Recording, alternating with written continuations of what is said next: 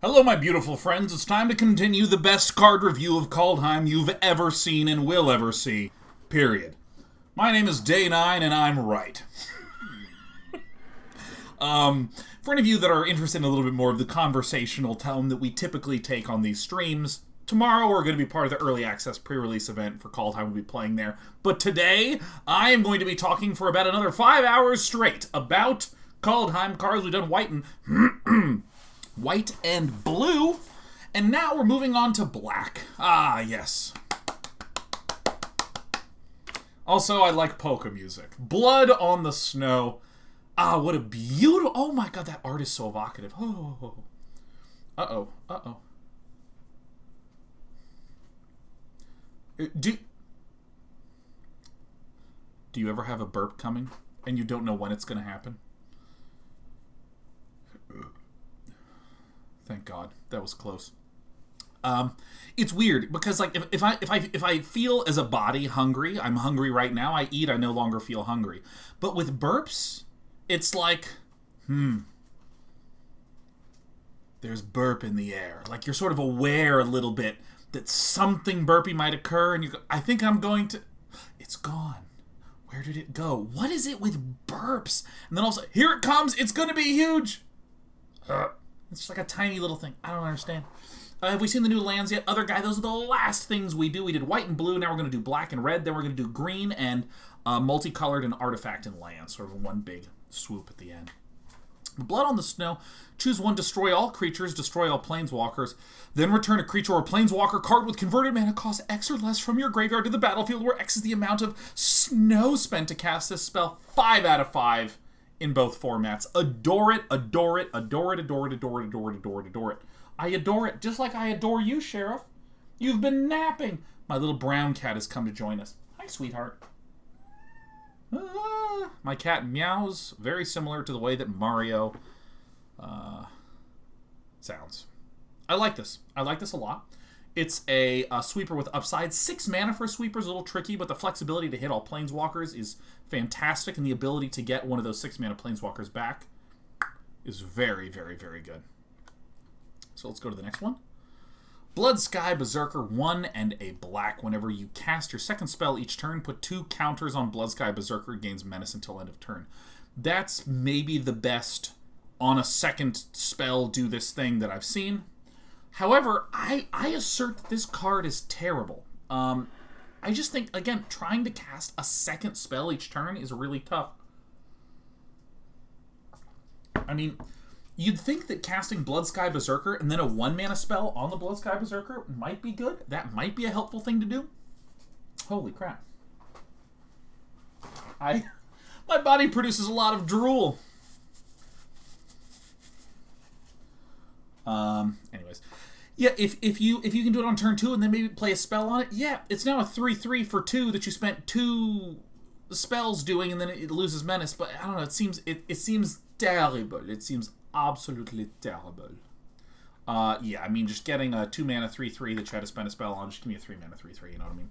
Burning Rune Demon. Ooh, I love that art. A 6 mana 6/6 flyer. When Burning Rune Demon enters the battlefield, you may search your library for exactly 2 cards not named Burning Rune Demon, and then... You know, I was reading out loud and not processing. When Burning Rune Demon enters the battlefield, you may search your library for exactly 2 cards not named Burning Rune Demon that have different names. If you do, reveal them. An opponent chooses one of them, put the chosen card into your hand and the other into your graveyard. Okay. This is obviously an insane bomb in Limited. You just get to have a 6/6 flyer for 6 and draw a card, and your opponent will give you the worst one. In Constructed, it's certainly too pricey for Constructed. It's no Gristlebrand.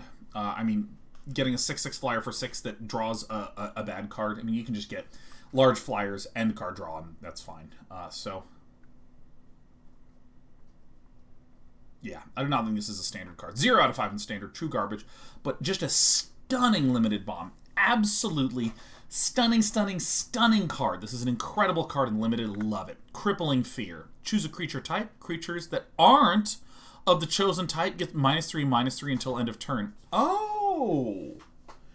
Oh, interesting.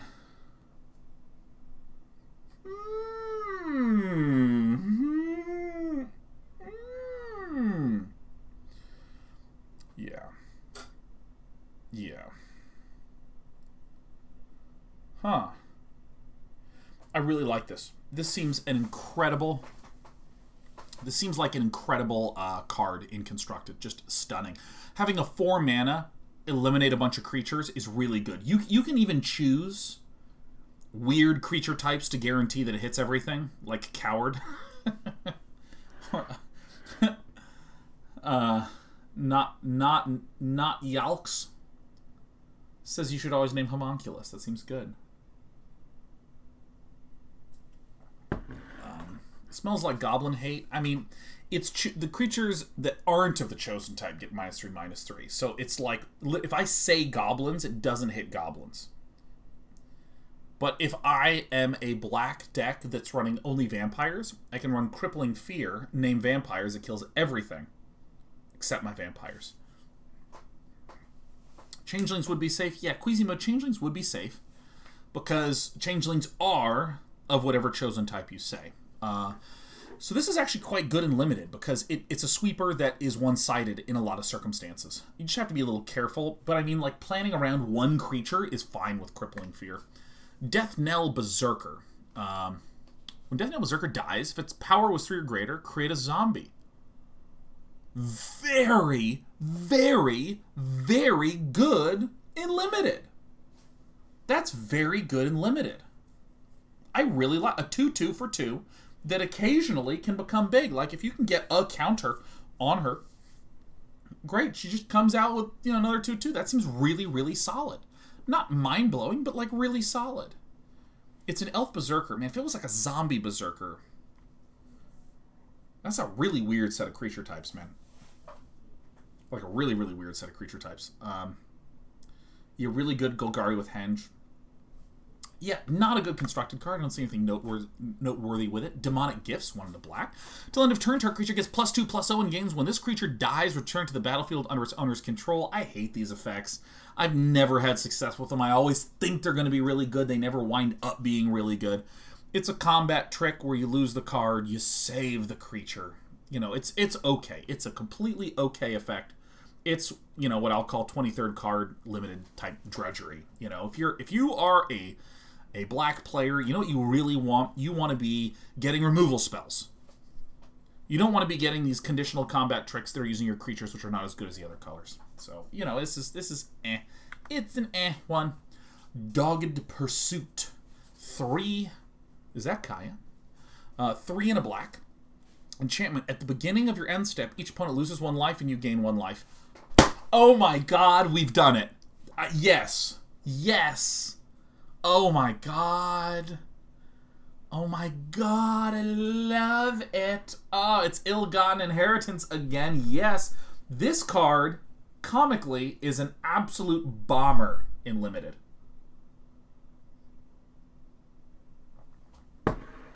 I love it, love it, love it. It's certainly worse than Ill-Gotten Inheritance, because Ill-Gotten Inheritance can nuke someone for a little bit. But I mean, this is a common. You can get some end step goodness.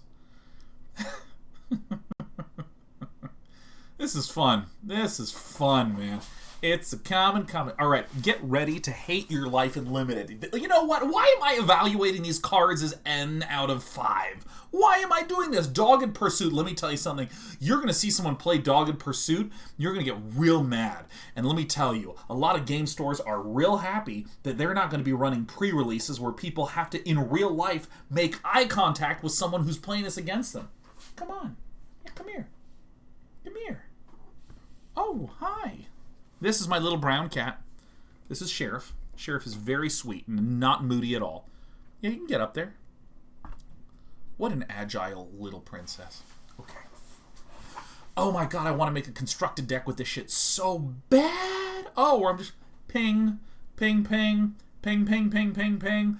You know what's fun about this? It's literally a win condition, and all the cards that I want to run in black decks have pay life to do something awesome. Now I get to pay all the life, regain all the life, and love it. Is it too expensive? Oh, I'm running this in Standard, Sunbrighton. I'm running it in Standard. Is it too expensive for Limited? It feels that way until you run it, and then you are like, holy shit. I think this is a very good Limited card, and I love it. Draugr Necromancer. This art is actually sensational. Wow. That's really good. 3 and a black for a zombie cleric, a snow creature. Wow, 3 and a black for a 4/4 is nice. If a non-token creature an opponent controls would die, exile that card with an ice counter on it instead. You may cast spells from among cards and exile your opponent's own with ice counters on them. You may spend mana from snow sources as though it were mana of any color to cast those spells.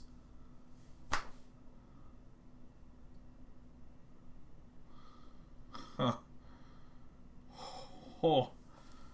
Okay, so what this means is that if I cast it, let's say the next turn I use a removal spell to kill one of your creatures, I can now recast that creature from exile using a snow land.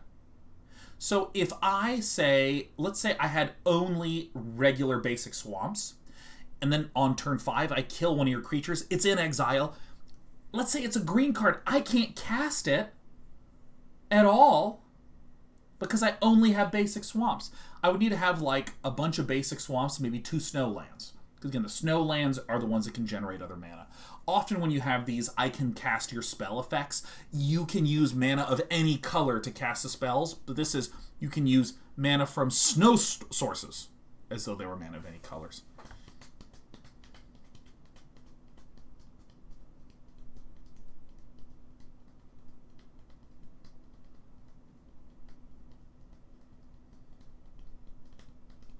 What do I think about this one? My intuition is that in, obviously in Limited, this is just 5 out of 5. This is one of the best Limited cards in the set.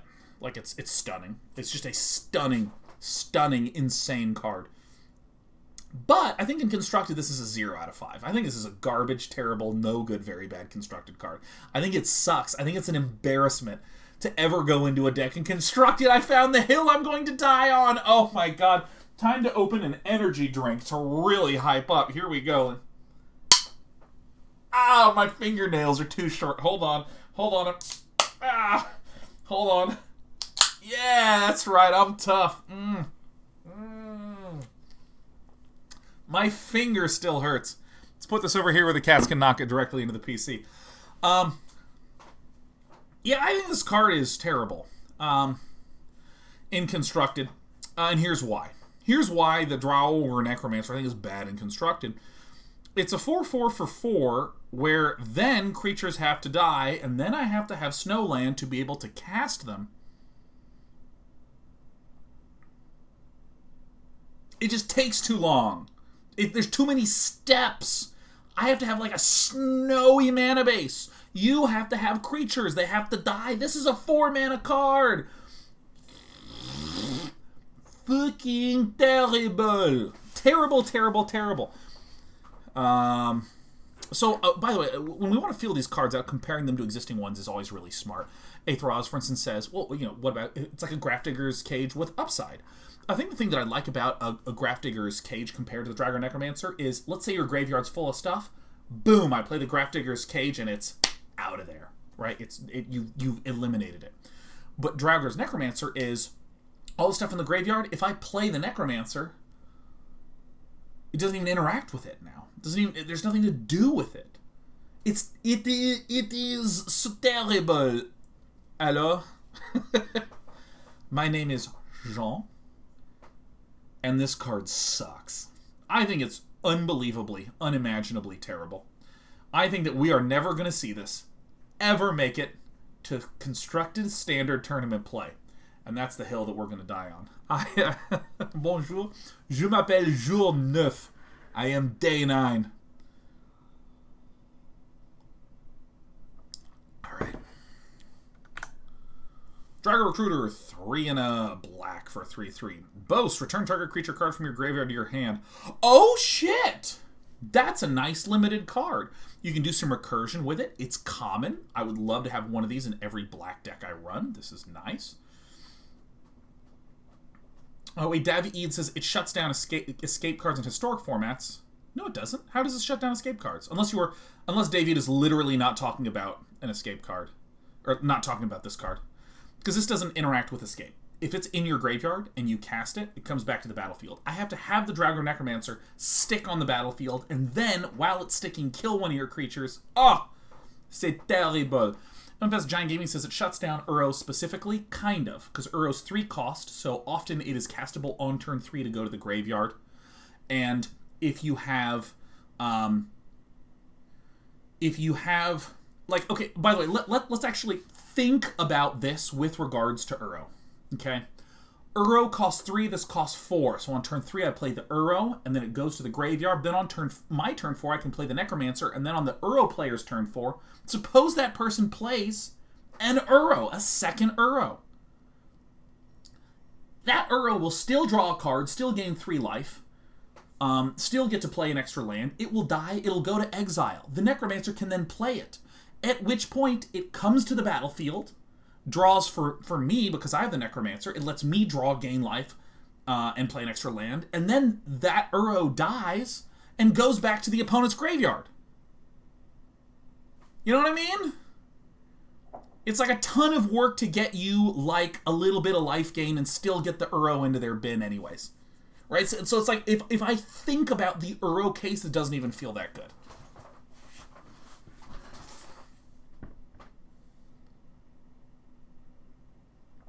Goes back to exile. It doesn't. It doesn't. I mean, the first time it goes into exile, it just stays. But again, if on turn 3 they played an Uro and it went to their grave, this did not interact with it. And then afterwards, if another Uro was played, it goes into exile. So the effect that you did was, you didn't deny your opponent a future Uro, because they already have one in the graveyard. What you did is you denied that Uro coming down 1 turn earlier because there's 1 fewer card in the graveyard. That's about it. But whereas if a Grafdigger's Cage comes out, that Uro that's in the opponent's graveyard is never going to be able to come out until that's destroyed. This feels specifically better against certain types of sacrifice decks.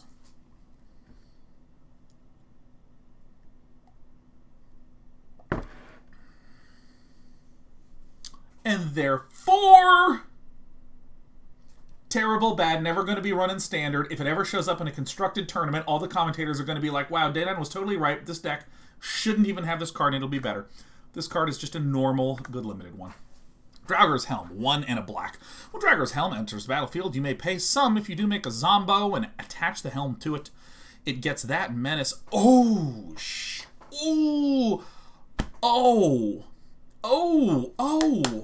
I like this in limited. I don't like any equipment in constructed, and you can't make me like it.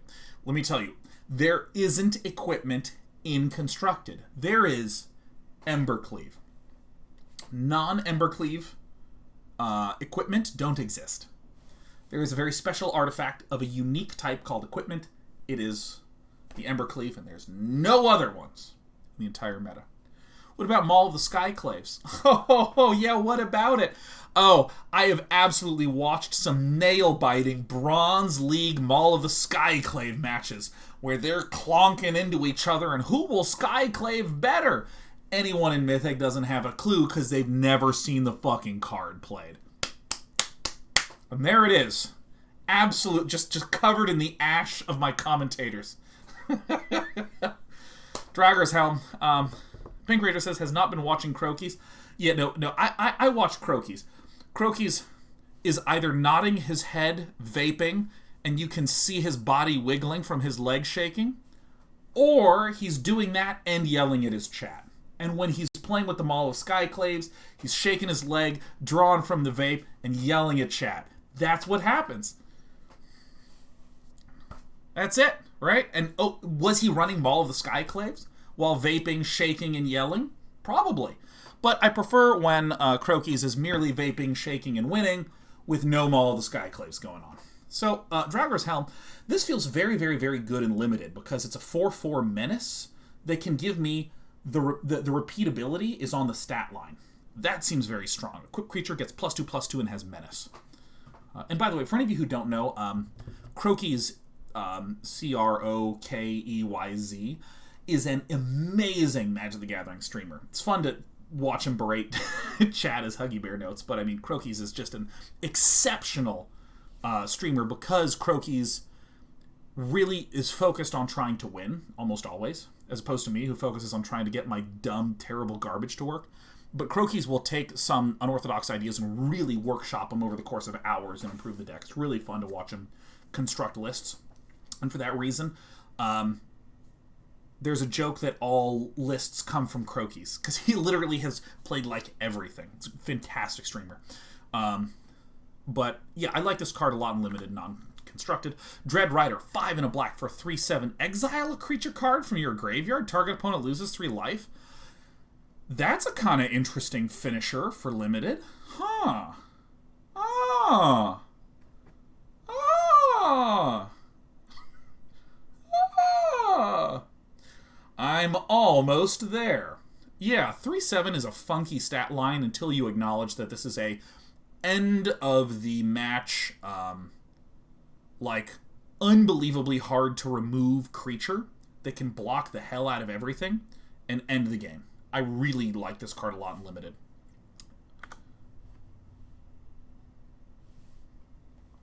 Dream Devourer. Ooh. A 0/3 for 1 and a black. That's a Demon Cleric. Each non-land card in your hand without Foretell has Foretell. Its Foretell cost is equal to its mana cost reduced by 2. Whenever you Foretell a card, Dream Devourer gets a bit bigger. Oh.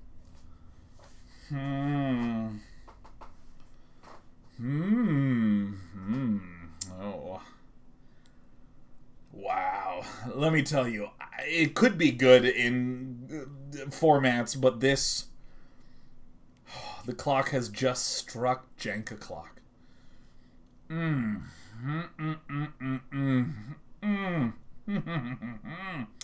Oh, shit. Oh my god, can you imagine an incredibly douchey Dimir deck where you run expensive counter spells that is like blue and 2 and reduce it down? Oh, shit. Oh my god, this is so interesting. Oh my. Okay.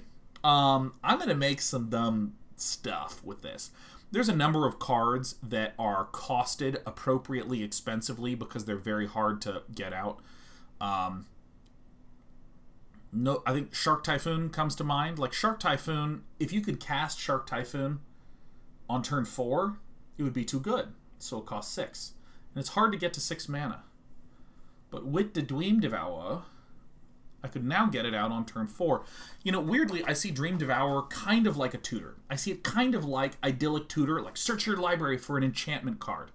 Dream Devourer feels like that. This is here to enable some pricey shit.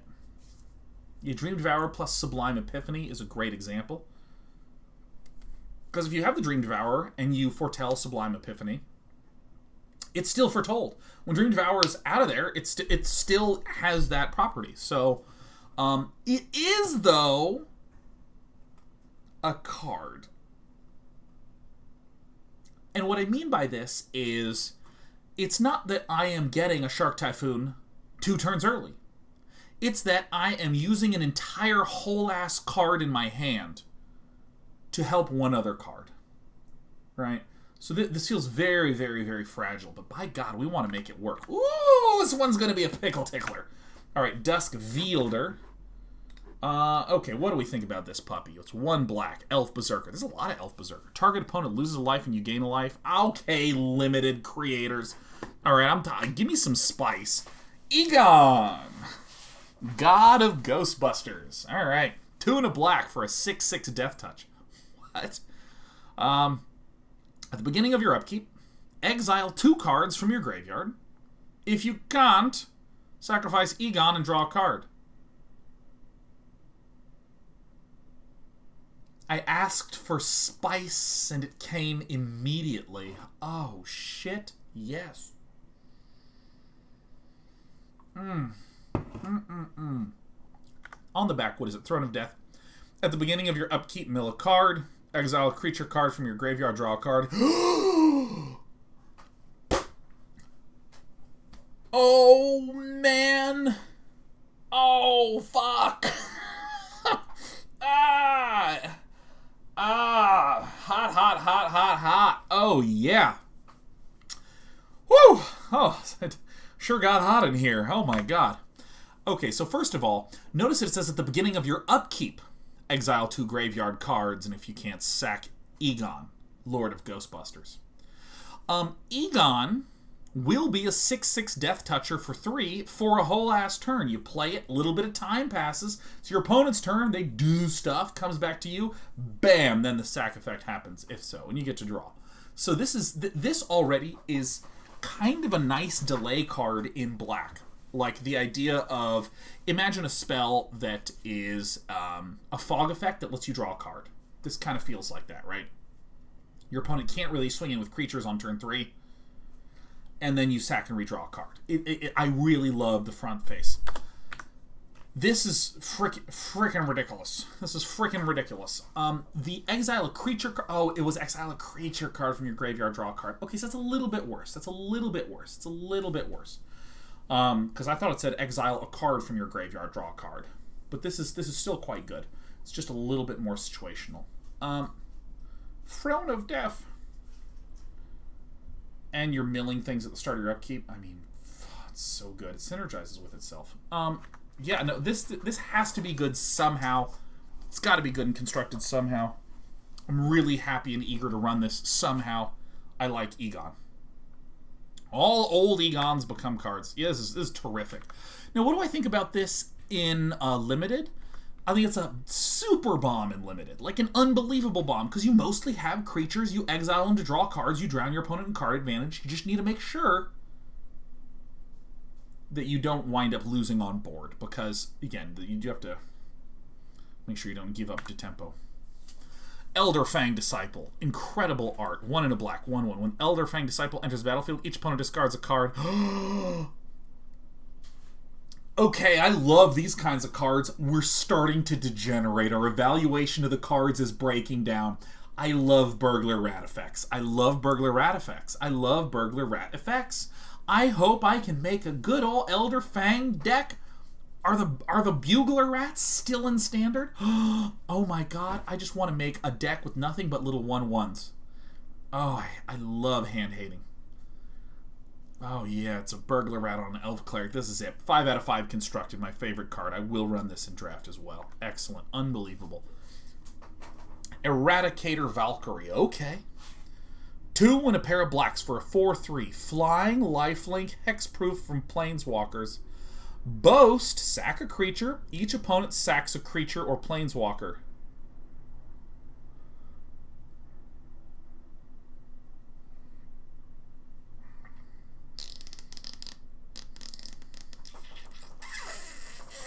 Limited, it's obviously a bomb.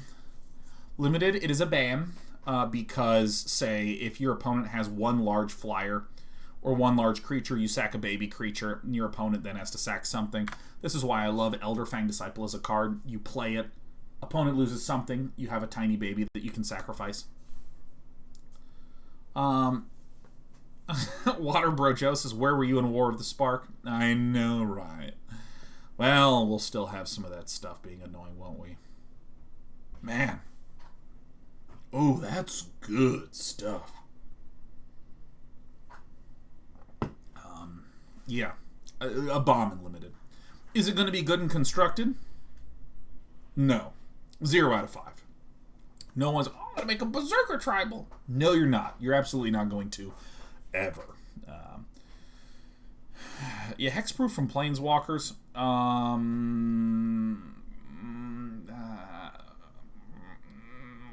If it had Flying Flash, I'd be a little bit more eager on it. Pink Ranger, I think you're exactly right. It says Rankle is just a better version of this card. Yeah, right. I just crack right into the Planeswalker. Yeah. Feed the Serpent. Exile target creature or Planeswalker. Oh. Still worse than E to Extinction. That art is incredible, though. Wow. I mean, this is just going to be a limited staple. This is a complete fine limited staple. Rascal's Contempt. Well, I think you gain 2 life with Rascal's. If only it was cheaper, yes. That is a big snake or a tiny man. Albatross of Time, you're absolutely correct. We can tell by the aerial diffusion that it's a big old snake. Exile target creature, planeswalker. Yeah. It seems worse than Eat to Extinction of Vraska's Contempt, but it seems okay. Draugr. 2 and a black for a 3/2 snow creature zombie berserker.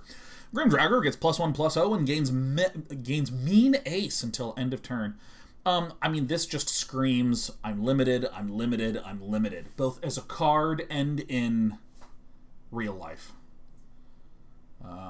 Yeah, I mean, it's a limited card, you know. You're always looking for 3/2s for 3/2s for 3 with upside. This is that. If you have a snow land, you can kind of crunch on in. But I feel like a lot of the time, Draugr is just going to be a tradey boy. And that's fine. There's nothing wrong with being a tradey boy. Hailstorm Valkyrie. 3 and a black for an angel wizard that's 2/2. A flying trampler. Or as we know, a flampler. Hailstorm Valkyrie gets +2/+2 until end of turn. Oh, that's kind of interesting. I get so mad at this creature, because I feel like if you're a 4/4 flyer, or excuse me, if you're a 4-mana flyer, you should be a 4/4. I shouldn't have to, like, pay to pump you up.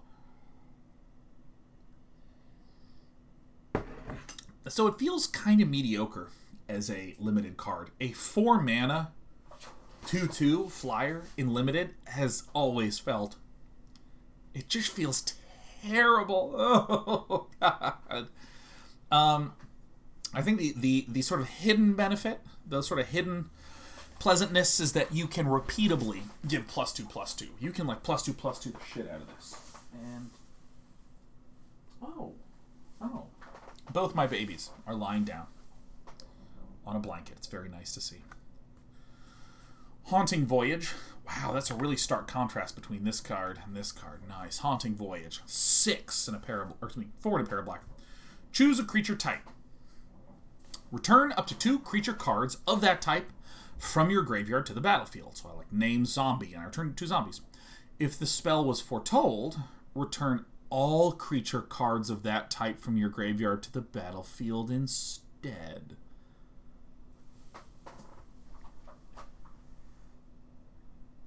This is bomb.com in limited. Stunning in limited. This is an Omega Gigabomb.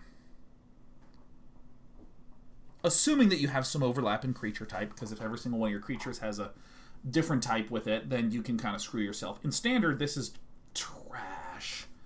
This is the sort of stuff you'd find falling off Oscar the Grouch's face, because he lives in it. It's garbage. Yeah. It's so expensive. It really is. It's just pricey. Pricey and not good, but I will say I do love the idea of foretelling to increase the price of something. It's like you're infusing it with a little bit of extra oomph. My mind said, what hand motion can we do for infusing? This hand went up, and this hand did this. I don't really know if that's how infusing works. Like, perhaps if you're making fragrances and you want to get some peaches in there. But we're going to stick with it. This is all live. We can't edit it out anyways. Works if you draft Giant Tribal. Could be pretty fun to bring back a ton of Giants, huh? Infernal Pet. 2 and a black for 2/2s. Whenever you cast your second spell each turn... Oh, God. Get out of here. Jarl... 0. Jarl of the Forsaken. 3 and a black for a 3/2 flash. When Jarl of the Forsaken enters the battlefield, destroy target creature or planeswalker an opponent controls that was dealt damage this turn. Oh, that's interesting. It's kind of an interesting one. Yeah, come on. Yeah, come on up. Yeah, come on. Oh, there you go. This sort of, like, kill a creature that took damage, these things are okay. Obviously, a 3/2 flash can kind of be like a removal spell in limited. Or you can have a 1/1 deal damage to a big thing, and it's kind of like a give a creature death touch until end of turn. And summon a 3/2, and that can be pretty good. It requires a lot more setup than I think I like. But that's okay. I think it's an okay limited card. Carful Kennel Master. 4 and a black. When Carful Kennel Master enters the battlefield, up to 2 target creatures each get +1/+0 and gain indestructible until end of turn. Super limited. The card is limited, and not even that amazing of a limited card. But honestly, getting something indestructible and being able to bop them is, it's okay. It's okay. It's not constructed, but Koma's Faithful. 2 and a black for a 3/1 Elf Cleric. Lifelink. When Koma's Faithful dies, each player mills 3 cards.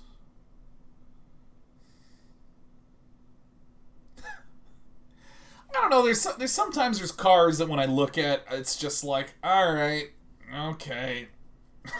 It's like, alright, it's the lifelinker that you want to die, and it fills the graveyard, so, whatever. There's like nothing about this that... no player in the universe is just going to be like, oh yes, a limited card that will mill both of us. Like, who cares, man? Get me out of here, Koma's Faithful. Poison to Cup.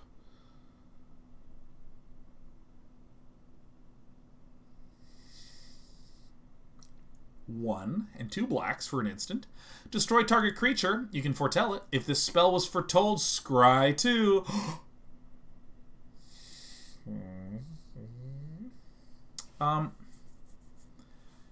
Poison the Cup. What do we think about this one? I mean, obviously it's a limited Mondo Bombo, but what do we think about it in Constructed? Because that's kind of an interesting card. A lot of the removal that exists in Standard that people like has some kind of flexibility to it, like kill a creature or a Planeswalker, Murderous Rider, things like this. Destroy a creature winds up actually feeling pretty narrow in Constructed sometimes. So, this, weirdly, a just kill target creature card can feel like a dead card sometimes. It's obviously going to be very, very good in a control deck versus a creature deck, something like this.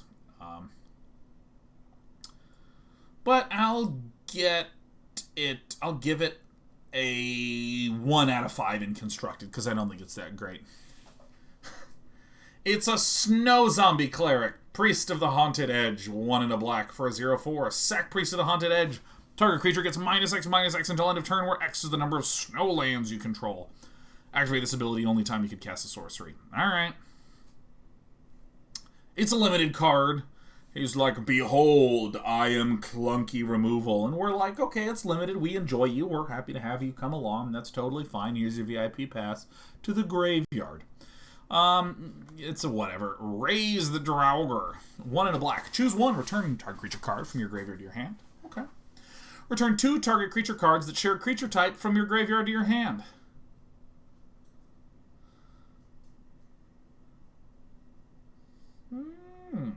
This is actually cheap as hell. This is so cheap. Bring 2 back to the hand for 2 at instant speed.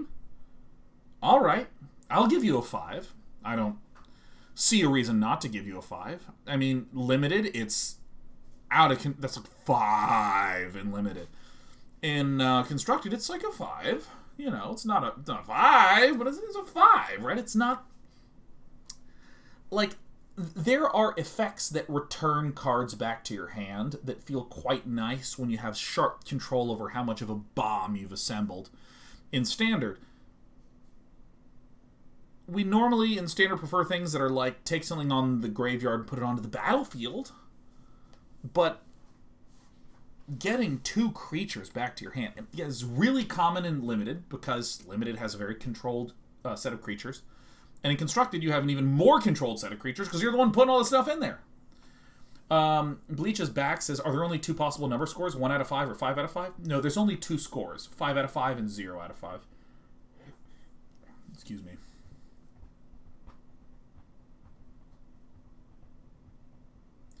Yeah, I don't know. This thing really seems to pack a punch. Return Upon the Tide. 4 and a black for return target creature card from your graveyard to the battlefield. If it's an elf, create 2 1/1 green elf warrior creature tokens. What? Oh, this card is so bizarre. This is so bizarre.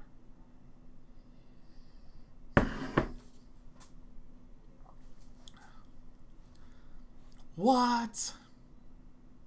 Well, you know, well, here's the thing. In Limited, there are 5 mana return a monster from the grave to the battlefield, and people like that in... Gross. People like that in Limited. It's, like, totally fine in Limited. In Constructed, I don't know, it's hard for me to tell if this is any good. Elf decks are very weird, because elves are about helping other elves and generating mana, based upon how many elves you have in a lot of circumstances. So, like, if I'm making a bunch of elves, I kind of want to do a big payoff with the mana, not wait until turn 4 to return an elf and get just vanilla 1/1 green elf warrior creature tokens. I don't know. Other guys, this is Day 9 Hunger. These cards are that good. Well, I mean, I have my food right here, and I have, like, some beverage, you know, around me, so. So we have Graveyard Elves. I don't know, man. 0 out of 5 Constructed. Actually, 4 out of 5 in Limited. It's nice to have some reanimation. Rise of the Dead Marn. 2 and a black for an instant. Create X 2/2 black zombie berserker creature tokens, where X is the number of non-token creatures that died this turn. And a foretell cost of 1? Oh my god! Oh! I absolutely love it. I love it. Oh, wow. Oh, yeah. Here's why it's great. In Limited, you attack, I block, your thing dies, my thing dies, you just think it's a trade, cool, whatever. And then I cast this for 1 and get a pair of 2/2 black zombie creature tokens. Really nice. It is non-token creatures. If my opponent just has like a swarm of zombie tokens and I kill the zombie tokens, I don't get to out-token their tokens, and so on and so on. This seems solid in Limited and trash in Constructed. Seems quite bad in Constructed, right? Yeah, it seems terrible in Constructed. Like, here's the thing. If I cast a sweeper and kill off all of your shit, I'm generally not going to be unbelievably excited to get, like, 3 2/2s out of it. I would much rather just kind of have a more consistent finisher, such as a creature that requires nothing.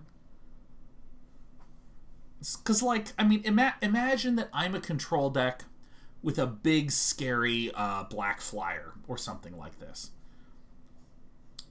And I have just 2 of these in the deck. If nothing's happening, the timer's counting down to that big threat coming out.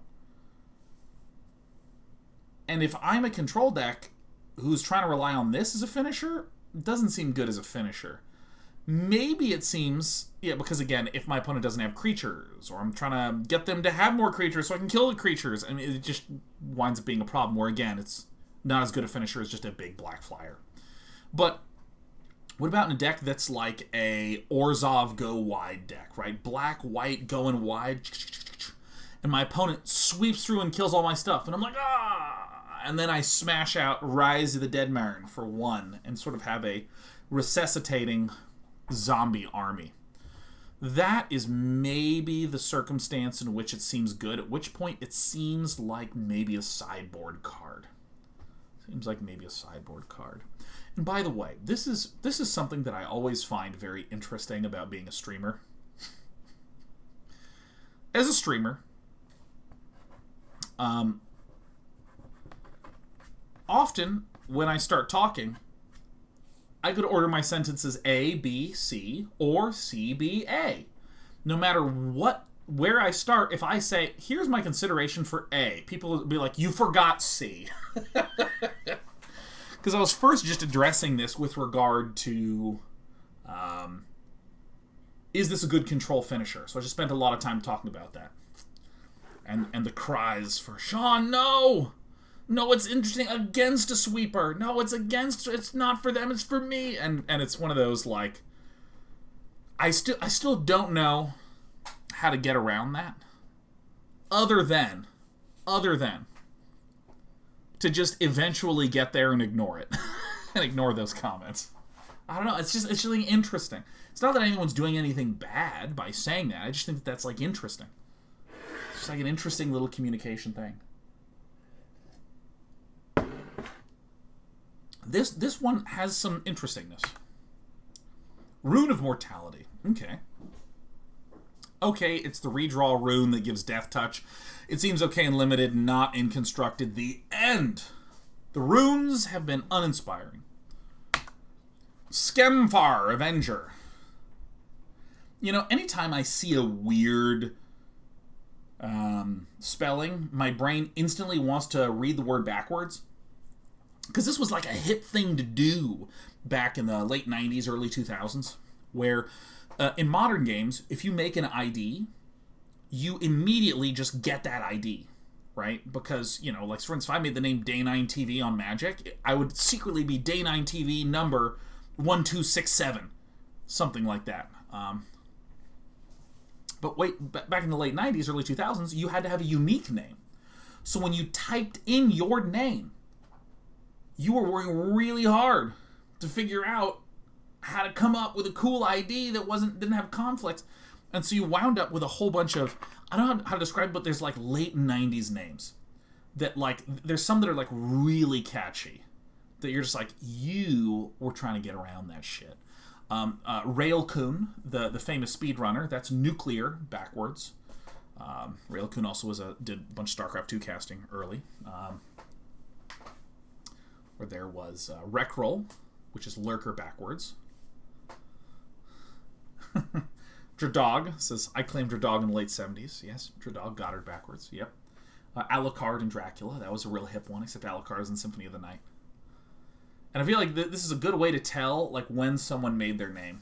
You can just look and you can see if it looks like one of those late 90s sort of like trying to get a unique name sort of thing. It's like pretty good. Pretty good. So Skemfar I look at and I'm like, Rafmex? Rafmex Avengers? No, it's not anything backwards. Alright. Skemfar Avenger, a 1 and a black for a 3/1. Whenever another non-token elf or berserker you control dies, you draw a card and you lose 1 life. Okay. Alright, Constructed All-Star. Alright. This is a constructed-ass all-star. It's a cheaper Midnight Reaper that works with elves. Turkey says it's a worse Midnight Reaper. Well, it's a little bit insane in its narrow window because Midnight Reaper is a 3/2 for 3. 3 is quite expensive if you're going to be drawing 3 or 4 cards from it. But when you have elves that are typically 1 or 2 mana, you can go like 1 mana card. Next turn, Skemfar Avenger. Next turn, you lose both of them. Draw. Now you have 3 mana. You go 1 mana and Skemfar Avenger again, right? You can just play them like crazy. It seems like a very interesting elf enabler. Oh, this is true when it says another non-token elf or berserker you control dies. Alright, card sucks. 0 out of 5 constructed. Probably it's okay in Limited because you just need 1 other elf or berserker for this to feel very nice. I mean, a 3/1 for 2 is just a good beater and trader. Skemfar Shadow Sage. When Skemfar Shadow Sage enters the battlefield, choose 1. Oh wait, it's a 4 mana 2/5. Okay. Each opponent loses X life, where X is the greatest number of creatures you control that have a creature type in common. You gain X life, where X is the greatest number of creatures you control that have a creature type in common.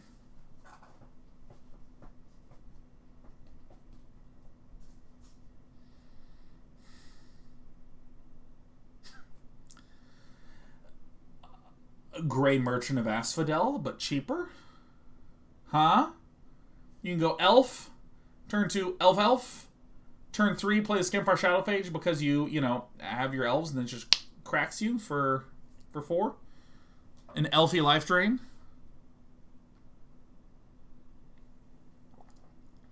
Well, 5 out of 5 in constructed because I'm insane. I'm just going to give it a high rating. I don't know why. I feel like being controversial. This is the best card I've ever seen. Because you'll remember what I said when I saw the Gray Merchant of Asphodel. I said, this card's definitely going to be good. That's what I said. Oh, I'm sorry. What I said is that Gary was garbage, and I was right. And this is one cheaper than Gary, which is why this is going to outshine Gary for all time. Love to see the Skemfar Shadow Sage. Skull Raid, 3 and a black. Target opponent discards 2 cards. Nice. If fewer than 2 cards were discarded this way, you draw cards equal to the difference.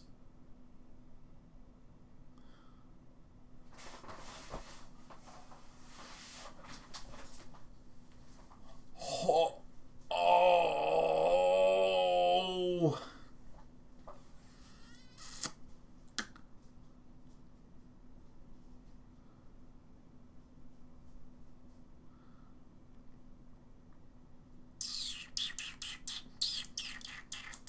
I mean, this is one of the greatest cards I've ever seen. 5 out of 5 in constructed and limited alike. This is really, really, really, really, really, really, really good. Yeah, so if they have 1 card and you cast this, they discard that 1 and you draw 1. If they have 2, they discard those 2. If they have nothing, you draw 2. It is sorcery speed, which sucks a bit, but I don't give a shit. This is amazing, man. Can you imagine a Thoughtseize Burglar Rat Skull Raid deck? Oh my god, people will hate playing Magic. And that's one of the reasons why I play Magic, because I wanna hurt someone a little bit. I like the idea of someone sitting down to have a little bit of relaxation after a tough day. Oh, I've been shorting GameStop all afternoon, and it's been a bloodbath. I want to sit down and have some fun, and all of a sudden, they don't have a hand anymore, and I'm like drawing cards and shit, and it's so good. Have you guys been seeing this, man? Oh my god, it's so good. Just read about GameStop, man. It's just can't stop, won't stop, GameStop. It's so good. I believe the stock price right now is trading at over $200 a share. Diamond hands. Alright. Ermagerd, it's Turgrid. Turgrid, Gird of Fright. 3 and a pair of black for a 4/5 mean Acer.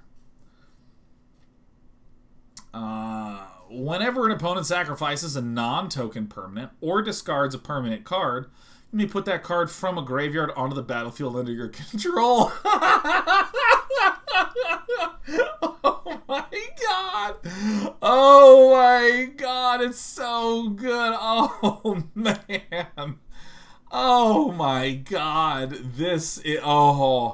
Oh, Skull Raid and Turgrid. Oh, those short sellers ain't getting any of my chicken tendies, let me tell you. This is incredible. This is so good.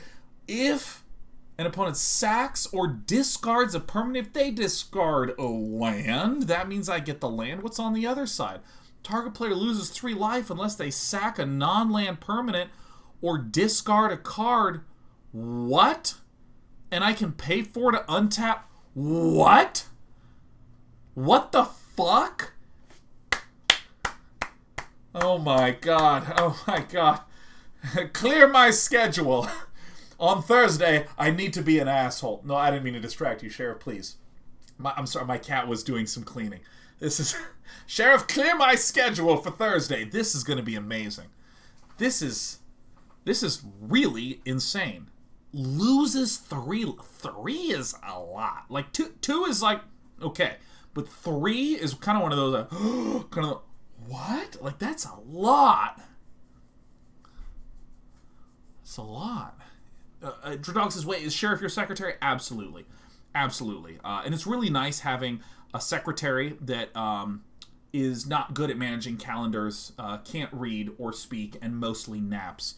Anytime I need to make sure what's going on with my schedule, the schedule's clear. The unfortunate downside is that a substantial amount of my hours are devoted to tummy time, which I know what it means to be a boss.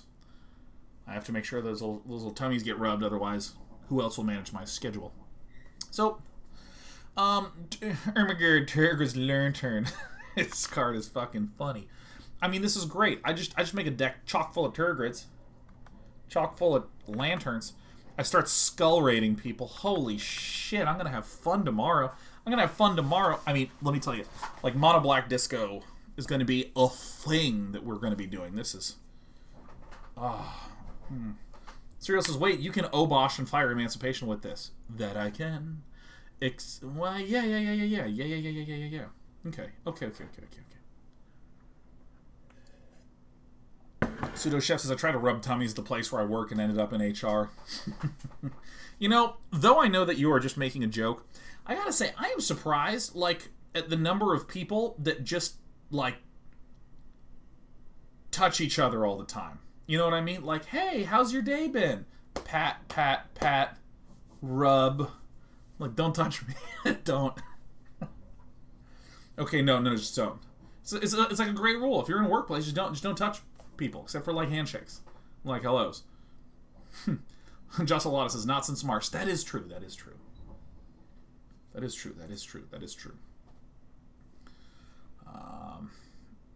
Alright. This is 5 out of 5 in all formats. I think this is incredible. This is an incredible card. I mean, like, literally a 4 or 5 menacer it's okay. But the idea of any sack or discard letting me put stuff onto the battlefield, woo. Alright. Turgid's Shadow. Ermagerd, Turgid's Shadow. 3 and a pair of blacks. Each player sacrifices 2 creatures. Oh, yes! Oh my god, yeah! Oh, yes! Eat that dream trawler! Oh, yeah! Whoa! Oh, this is so great. Turgid versus Turgid. It's kind of funny, the idea that people foretelling a bunch of stuff, getting all those foretell cards out of their hands so you can discard the juice.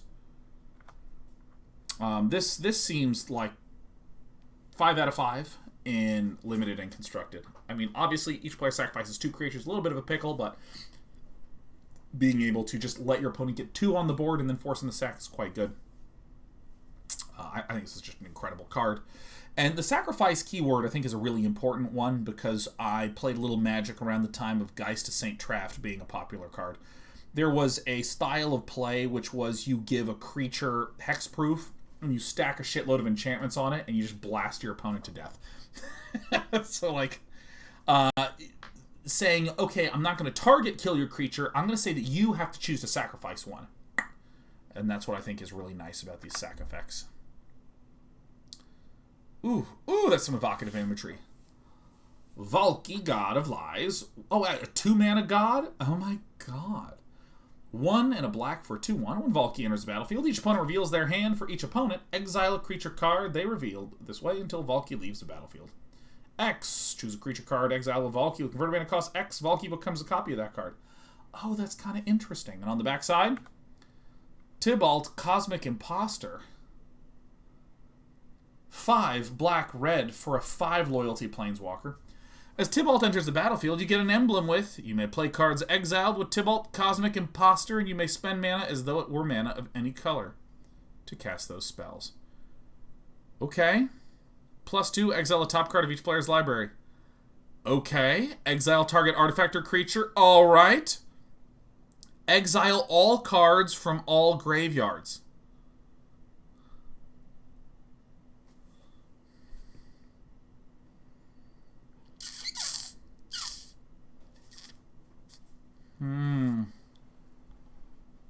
Wow. So at 7, that's expensive. I mean, it's card draw.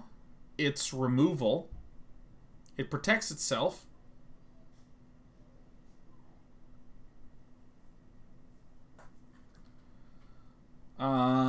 Still takes a while to ult, because you play it goes to 7, play it again, goes to 9, and then you -8, and it exiles, and you probably don't have enough mana to do that terribly much.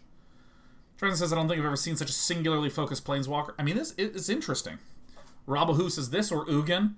Ugin? Was it close?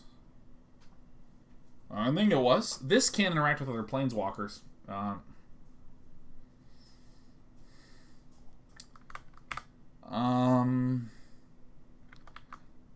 Okay, so here's the thing. This does not seem amazing. It seems pretty solid. It's 7, which is a lot in colors that are not the best at getting to 7.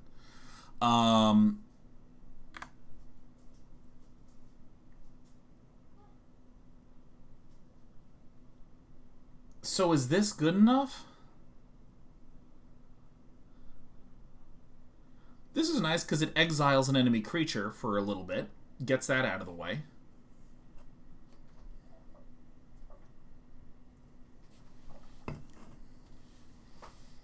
I actually don't even know how to evaluate this, so I'm not going to. I'm not even going to. I'm not even going to think about it. That's weird. That's a very, very weird one.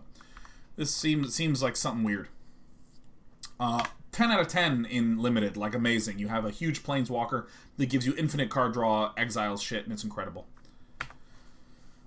Vargoth, Blood Sky Sire. 2 and a black for a legendary Demon Rogue creature. It's 2/3. Death Toucher. Both target player searches their library for a card, shuffles their library, and puts that card on top of it. Interesting. That is actually very amazing in Limited. It's not good in Constructed because it's so easy to just blast this thing and it didn't do anything the turn it was played. But yeah, being able to look in my deck for exactly what I want whenever I attack, and it's a Death Toucher, so it means that it will either trade up or trade evenly. Very, very, very good in Limited. Like, extremely good in Limited. Gives you exactly what you need on the top of the deck. Now, keep in mind, it's not giving you... It's not letting you draw. It's just putting it on top of the deck. Okay. Okay. Vengeful Reaper. 3 black for 2/3 flying Death Touch haste. Oh, interesting. Flying Death Touch haste for cheap foretell cost.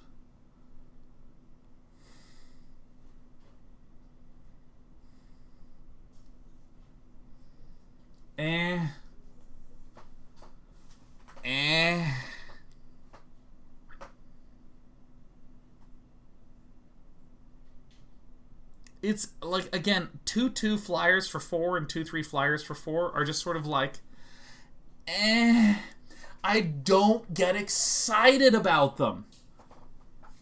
I can foretell it, and for the foretell cost, it's like a 3-mana 2/3 flying Death Touch haste. It's like, I'm going to give it a mediocre Limited rating, and then I'm not going to give it any other rating.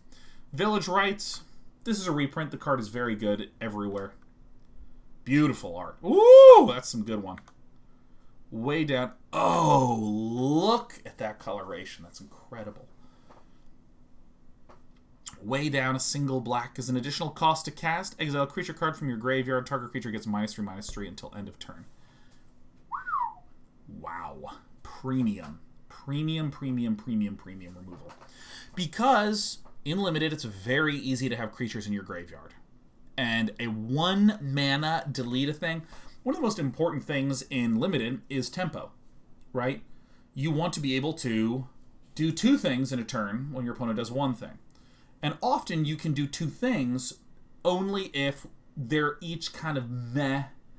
This does require some setup, but it's really nice on turn 4 in Limited to play a 3-mana creature and to delete what is probably an opponent's 3-mana creature, using only 1 black. So this seems like incredible premium removal.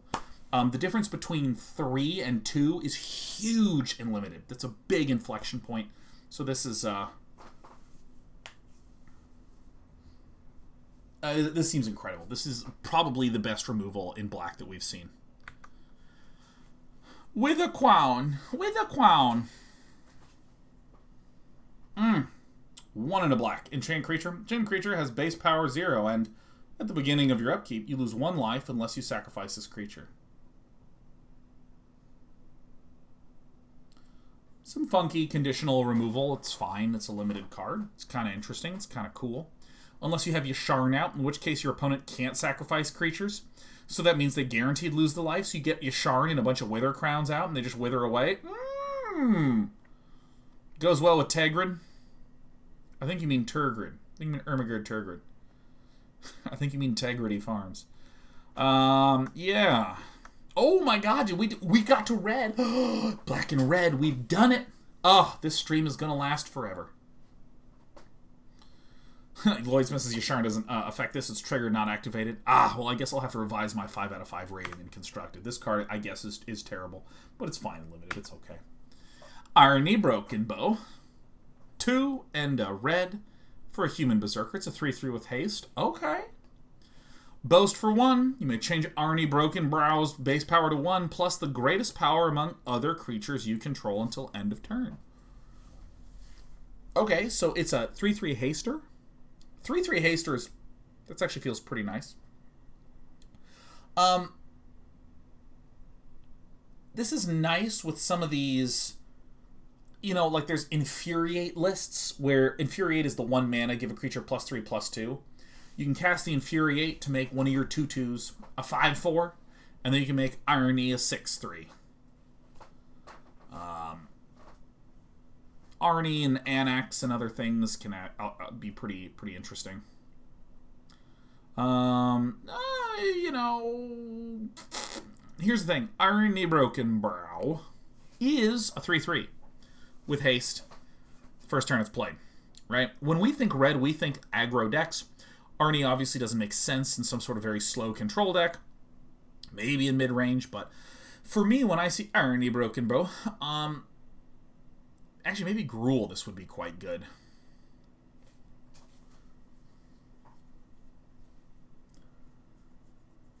I think some of the issue around it is that it doesn't really do terribly much until a turn that it's passed.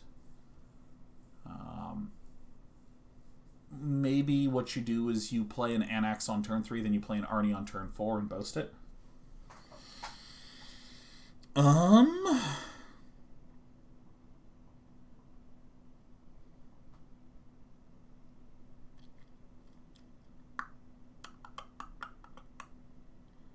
0 out of 5 constructed. Here's the thing. If I'm debating it all, it's terrible. It's a terrible, terrible, terrible, terrible, terrible, terrible card. Not good. Very bad. You hate to see it. Even in limited, it's a 3/3 with haste for 3, and, you know, can sometimes become like a 5/3. I mean, if the board's empty, you can just, like, roast stuff. But, you know, I don't know. I'm not into it. Axeguard Cavalry. A 2-mana 2/2 that gives target creature haste until end of turn. Can I be honest with you? I love this card. Can I be really honest with you? This card is amazing. Look at that art. Look at the proportions on the goat. And what is it with explosions going on in the background? I mean, oh my god. Here's what I love about the Axeguard Cavalry. It's a 2/2 for 2 with an upside that is actually very sick in limited if you play a big scary thing. But can I be honest? I love this card. Yeah, I'm into Axeguard Cavalry. Basalt Ravager. Uh-oh, it's a 4/2 for 4. When Basalt Ravager enters the battlefield, it deals X damage to any target, where X is the greatest number of creatures you control that have a meow in common. Hi. Hello. More pets. More pets. Uh-oh, wow. That nap is over with, huh? This is so great. I love my cat. So if I have if I say I have 3 giants and I play the Basalt Ravager, that's the 4th giant, so it deals 4 damage. Seems like it'll be conditionally very, very good. This seems like it's quite an insane card in limited. Is it going to be good in constructed? Unless I make a deck with it, in which case what we're going to do is we're going to create anointed procession clones. We're going to tap to make, you know, 156 billion soldiers, and play the Basalt Ravager and zap.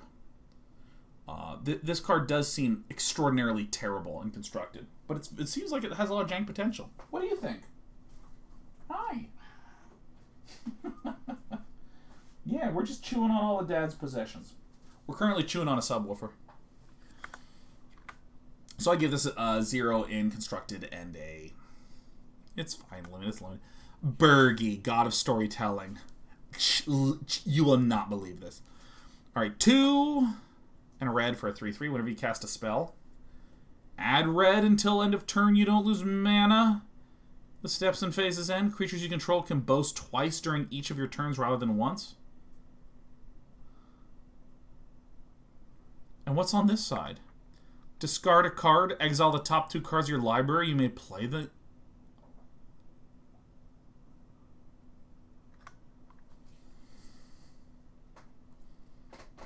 This card is very good.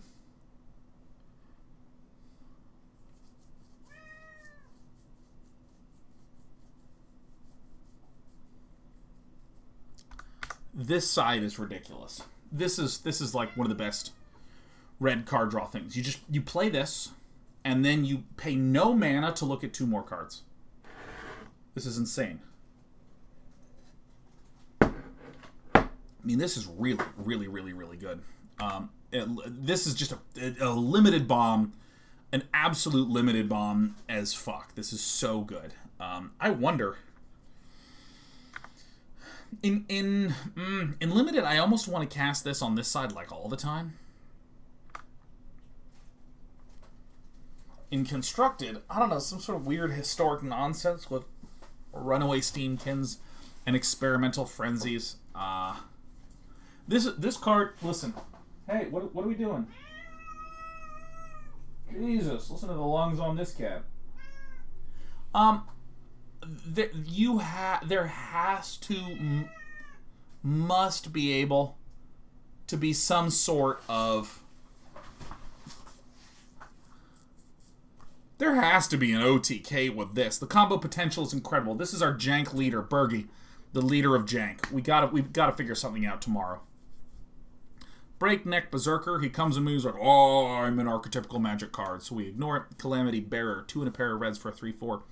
If a giant source you control would deal damage to a permanent or player, it deals double that damage to a permanent or player instead.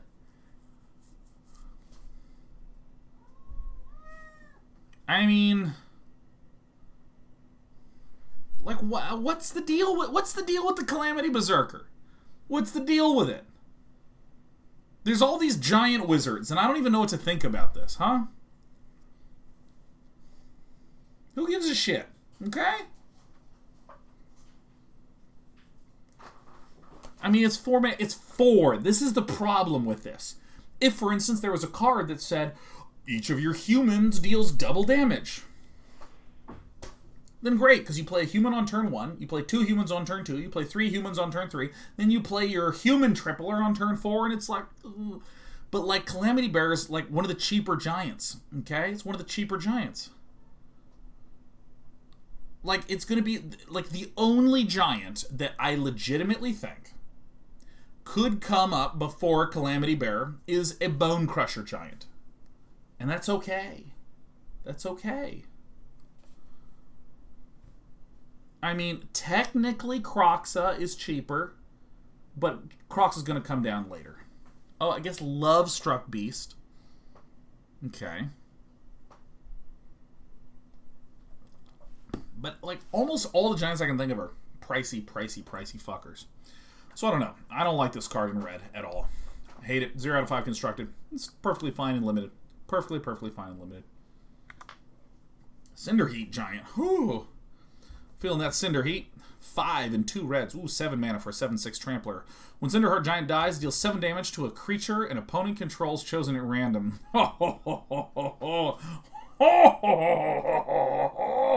Yes! Absolutely. I'm going to be picking these up by the dozen when I draft tomorrow. Like, let me tell you, Cinderheart Giant was born for day 9 to make mistakes. I cannot wait for the Cinderheart Giant. It's going to be unfreaking believable. Oh, this with Mirror March for the absolute meme. Oh, Akir. Oh my gosh, yes. Meow. Meow.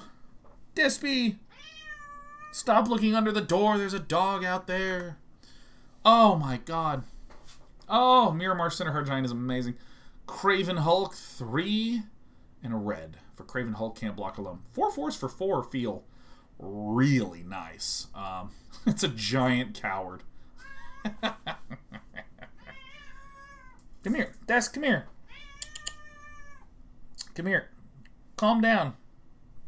You need to calm. You need to chill. This is the most stimulation she's had in weeks. Alright. Abandoned at birth, the giant was raised by goats. Ironically, it grew up to be the most cautious member of the herd. Oh, that's so cute. Hey, what do you think? Oh, we're rubbing against an Xbox. We're chewing on the Xbox. That's really an expensive thing to chew on. Ow, now you're chewing on me. Well, I guess I'm less expensive than an Xbox. That is true. Alright, so... Jesus, kitten. This is a cute card. I like it limited. I'd like to have one of these in a red one. Hey, quiet. Crush the Weak, 2 in a red. Crush the Weak deals 2 damage to each creature. If a creature dealt damage this way would die this turn, exile it instead, and you can foretell it. Oh, shit. 2 damage to each creature?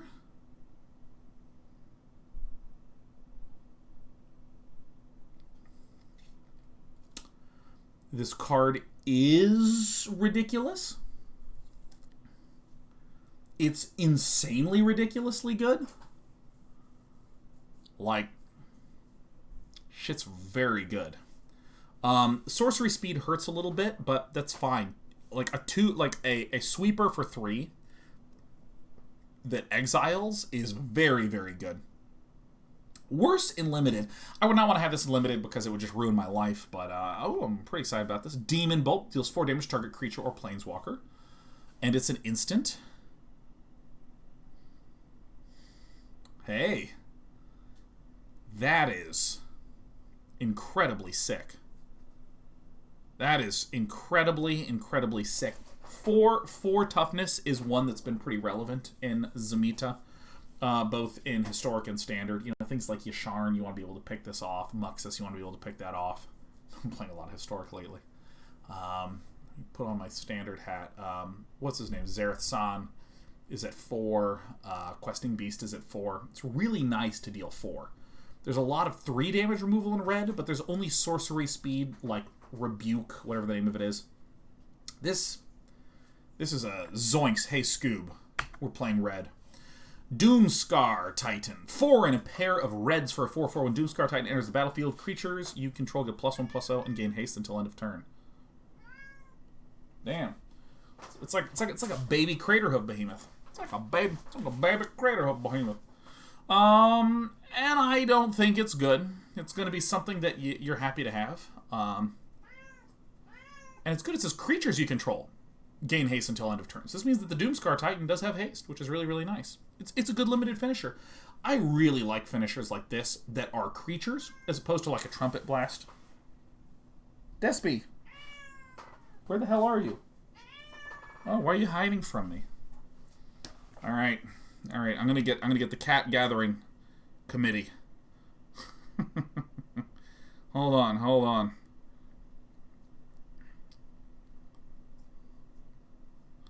right. I'm wondering if you can gather the fur babies for removal. Despy's beginning to lose her little damn mind. Her mind is shattered at the fact that this room is different than when she was last here. Dragonkin Berserker. Okay, what do we think about this? 1 and a red for a 2/2 for a strike. Boast abilities you activate cost 1 less to activate for each dragon you control. Boast create a 5/5 red dragon creature token with flying. Oh shit, yeah. Oh my god. Look at that. Dude. This card is awesome. And it has first strike, which makes you want to attack with it more. Oh, that's grand. Even Despy's hyped. Hey, Despy! All right. I think the dog is going to the bathroom so the cats can be moved back to the bedroom. It's the cat removal crew! By the way, all the meowing today has been Despy. Sheriff, we bring her into the room, she sleeps. She's a good cat. Oh, we're so sad.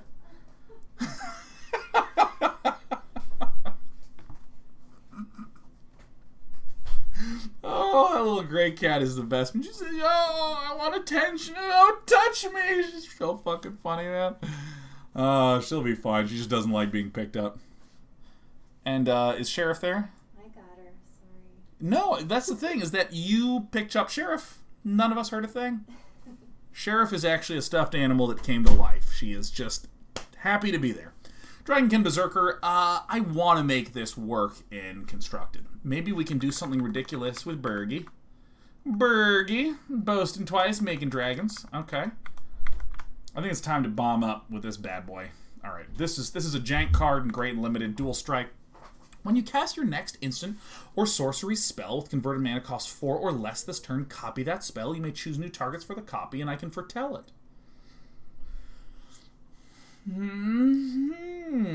Copy a spell for 1 mana.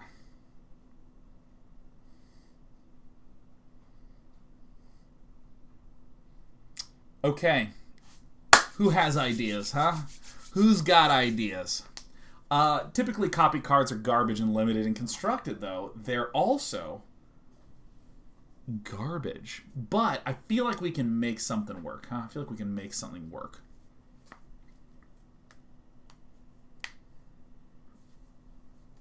Rakdos discard with Skull Raid. Yes! Oh, that feels really good. We can foretell the fuck out of discard, double discard, and oh my god, yes. Yes, yes, yes, yes, yes. Oh my god, we're going to make people discard so much, it's going to be obnoxious. This is it. This is really, really good. There it is, Dwarven Hammer. And enters the battlefield. You may pay 2 if you do create a Dwarven Berserker. And it gets +3/+0 and trample. Huh. So we get a 5/1 trampler for 5. Again, Dwarven Hammer, I like the leftover effect. Some of these, like, summon equipments, you know, or like make a 4/4 flyer, and equipped creature gets +1/+0, and that's it. And it's like, ugh. I only get to transfer the +1/+0. Man, my nose is really tickled right now, man. I got little kitty hairs floating around. So this seems okay. I would be more happy to have it limited. If I ever run it in constructed, I would ban myself. I would end my career. I would give up. Everything would be over if that was something that I did. But I'm not going to do that because I value myself. So, you know, whatever. Dwarven Reinforcements. Oh, create 2/1 Red Dwarf Berserker creature tokens. Oh, man, there's actually a lot of Berserkers. Huh. Now, Dora says, Embercleave just overshadows every equipment, doesn't it? Well, they're different games, limited and constructed. I don't mean this in like a semantics, sort of like, well, the rules are different, you know? Like, so much of limited is about having some strong rares and some uncommons, and then trying to figure out how to use the commons to build around that and what that means. And so the needs of the gameplay, like this, actually kind of excites me in limited because it's a different game. Or similarly, cheap sweepers excite me in constructed, but would not excite me in limited. This excites me in limited, but would not excite me in constructed, and so on and so forth. So, I don't really see this. Yeah, I don't really see this being, like, unbelievable, but it seems pretty good in limited. Dwarven Reinforcements, you know, there's actually a lot of benefit that you get out of things being spells. And I wonder if there's some funny, silly garbage you can do, which is like foretell a bunch of stuff and then cast like 6 spells in a turn and blow someone out. But a pair of 2/1s actually feels kind of nice, especially if there's some sort of trumpet effects. You know, some sort of like give everyone +2/+0, give everyone a little bit of swelliness. Fearless Liberator. I assume it's Liberator. 1 and a red. For 2/1, Boast. Create a 2/1 Red Dwarf Berserker creature token. Hey, that's actually not bad at all. That actually feels pretty good. In white, like in white constructed, effects like this I would value more highly than in red constructed formats, because red constructed tends to be much more about burstiness, you know. And this it's a turn 2 that generates on turn 3 and later, as opposed to a turn 1 that generates on turn 2 and later. So this actually feels like an incredible card if you have like 1 removal that you can like delete maybe for 1, and then swing in with the Fearless Liberator. I want it to be about libation. That's why I want so badly. I mean, it's a Fearless Liberator, but I want it to be a Liberator. It's like a fearless drinker. I guess that would be a Fearless Libator.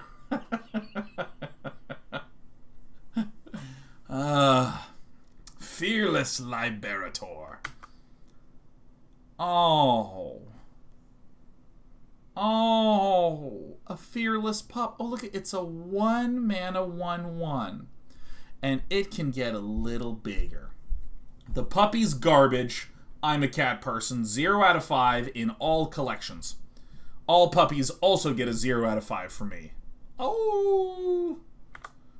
Alright, this is pack filling. This is pack filling stuff. This is what makes you go like, alright, and my 14th card is, oh, well, at least it's a puppy. I'm here to let you know you need to be disappointed by this showing up in there. That's what I want to be. Who would dare block the fearless pup? Yeah, you're going to kill my dog? Frenzied Raider, 1 and a red for a 2/2 whenever you activate a boast ability. Put a 1/1 counter on Frenzied Raider. Oh, shit, yeah. Oh, yeah. This is really nice. Again, 2/2s for 2 with upside. I'm always looking for these because you always want some 2/2s for 2. And when I say with upside, if it's a 2/2 for 2 with upside, that's kind of normal, and this is quite some upside. This is obviously way too slow for constructed, but some limited niceness. Frostbite deals 2 damage to target creature planeswalker. If you control 3 or more snow permanents, it deals 3 damage instead. A snow instant.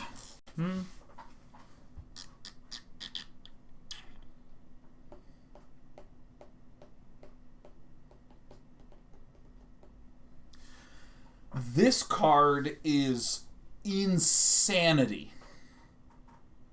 This card is absolutely insane. Can you imagine being a mono-red deck where you just run a pair of Frostbites? Importantly, it cannot strike the face. Cannot strike the face. Shock can strike the face. This cannot strike the face. So this is like a Shivan fire kind of thing, but this seems like truly incredible. It's like a kind of like Red Cat Melee is a 1-mana deal 4, but only to other red permanents. Whereas if you have Frostbite, this can be good against mono white decks or whatever. I mean, this is. Arthur says, "What a literal picture of Frostbite." I guess that is true, right? This is not someone just shivering. They're just like, all right, welcome to fantasy. So I actually think this is like premium, insane, very good 5 out of 5s across the board. Goldspan Dragon, 3 and a pair of reds. Oh, I love dragons. It's a 4/4 flying with haste. Whenever Goldspan Dragon attacks or becomes the target of a spell, create a treasure token. Oh, look at this, a Ramping Dragon. Treasures you control have sack for 2 mana of... Oh, yeah! Oh, yeah, that feels really good. Oh my god, it's a free boast. Oh. I'm swinging in. I'm cracking for tokens. I'm going to do big red. You know it. I know it. We both know it. Oh, get out of the way, Terror of the Peaks. Look at this non-legendary flying hasting baller. It's so good. You kill it. I'm chock full of treasure tokens. I play another one. I have infinite mana. I buy myself a victory and all the cards in your deck in the game. Guess what? Antes are back. This is incredible. Oh, yeah. Oh, big red. Give me that fiery emancipation. Yes! Oh, it's so good. People are saying Terror of the Peaks is not legendary, and I have no idea why they're saying that. I meant that the Goldspan Dragon's not legendary. I have no idea. Roshanali says, LOL, I was making tea, and I think all my neighbors heard Day 9 moaning. Oh, yeah. Ooh. Ugh. There you go. Alright. Yeah, it's really good card. It's 10 out of 10. Oh, yes. Haggy Mob! 4 and a red for a 5/4 boaster. Deals 1 damage to any target. That's kind of cute. Very limited, very, whatever. It's fine. It's like a thing. It's like, what are you going to do? It's just a Haggy Mob. Alright. It's the classic, I am a different 2/1 that lets you discard and redraw. It's a Fisher Wizard. It's a whatever. The demons took no captives and claimed no spoils. They sought only to destroy. Alright, tough guy, with your tough pose and your tough sword and your tough flavor text. You have a pretty bland effect. I'm an Immersturm Raider. What is it with all the names in this text or in this set? sounding like Ermagerd. Ermagerd, Immersed Raider. And this is Bergie. Let's not forget about Turgard.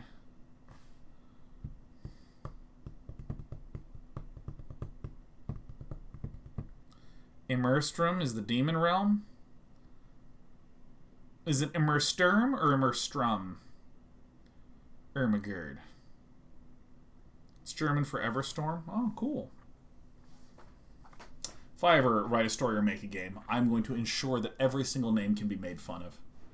Like, it's true that no matter what kind of medium you're in, no matter how sincere you try to make your thing be, like, really cool, there's always going to be a way to make fun of some portions of it. But what I want to do is I want to make media that you can't not make fun of.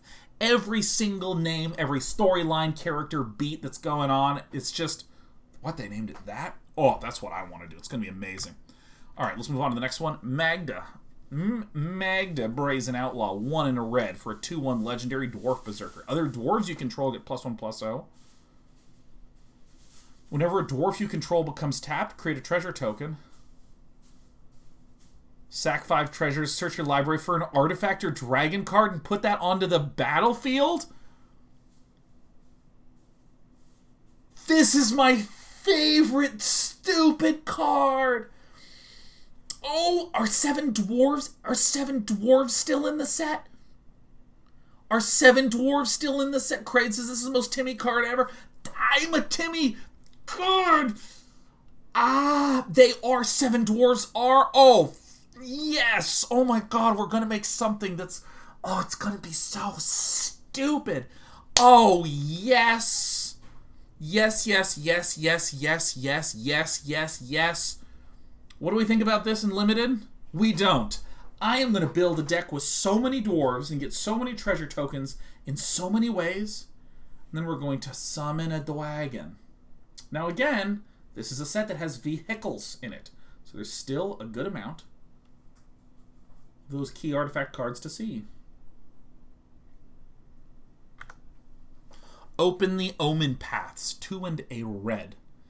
Instant, choose 1. Add 2 mana of any one color and 2 mana of any other color. Ooh, yes! Oh my god, yes! It's red ramp. Spend this mana only to cast creature spells or enchantment spells. Outlaws Merriment. Oh my god, Outlaws Merriment. I can generate 2 white and 2 red and make an enchantment. Creatures you control gets but whatever. Oh. Yes. Yes, yes, yes, yes, yes, yes, yes. It needs to be creatures. So it could be Solemn Simulacrum, some other garbage. Oh, yes. The second effect, is it trash? Yes, but I don't care. I'm only all about the first one. This is it. This is it. We're going to Outlaws Merriment this, man. Oh, Bagel Hole says you can dual fork this. Oh, that's so true. You've got a Bagel Hole. Oh my gosh, I can open the Omen Paths and open my way to Outlaws Merriment. Oh my god. Red is just becoming this jank buffet, and I am one of those people that just is treating the buffet like if I can't get it on this plate, I don't get to ever come back and eat it. Oh. We can go, wow. Oh, turn 4 Fire Emancipation says Bounty Giver. Wait, no. You mean that's turn 5 Fire Emancipation. Right, because Fire Emancipation is 6. Unless you're talking about doubling it up on turn 4. In which case... Oh! But I'd rather do something with 8 mana. This card, there's some dumb stuff we can do with this shit. This is great. Provoke the Trolls, 3 and a red. Provoke the Trolls deals 3 damage to any target. If the creature is dealt damage this way, gets +1 +4 till end of turn.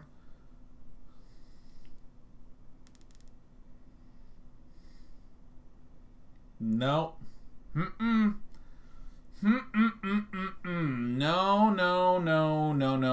No. By the way, this can't cast Ironcrag Feat in 2 ways. First of all, It adds 2 mana of one color and 2 mana of a different color. So that would be impossible to generate the needed 3 red.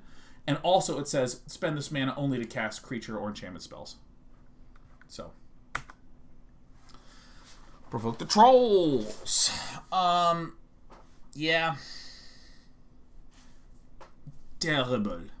Absolutely terrible. Even in limited. I want 4 to deal 3. Bonkins says I'm big dumb that don't know how to read. No, this is Magic, man.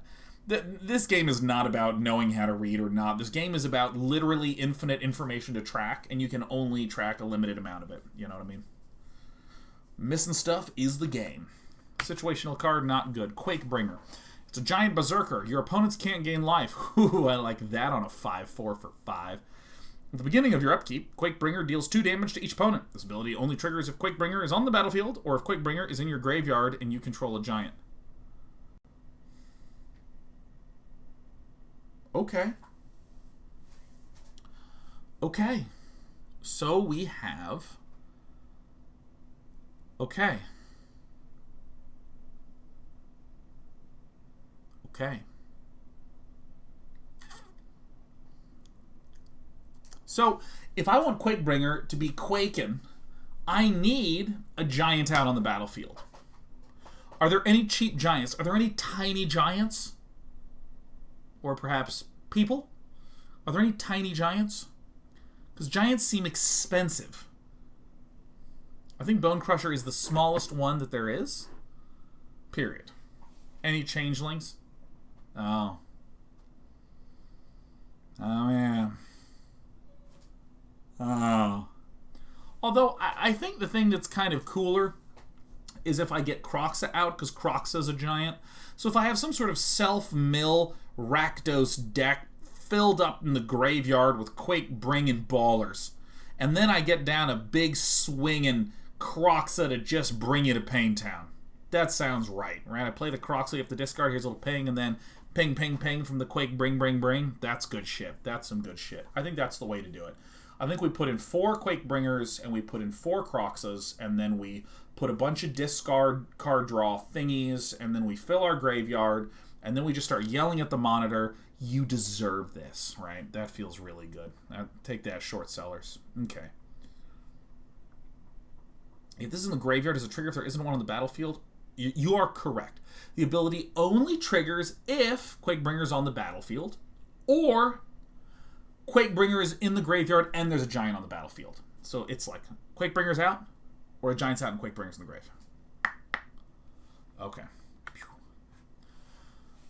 And what do we think about this in Limited? We think real highly of this in Limited. This is going to be an absolute primo, premium, insano Mondo card. This is real good shit. Reckless Crew. Ah, yes, it's you cheering me on whenever I'm at an event. Woohoo! Day 9, yeah. 3 in a red for a sorcery. Create X 2/1 Red Dwarf Berserker tokens, where X is the number of vehicles you control, plus the number of equipment you control. For each of those tokens, you may attach an equipment you control to it.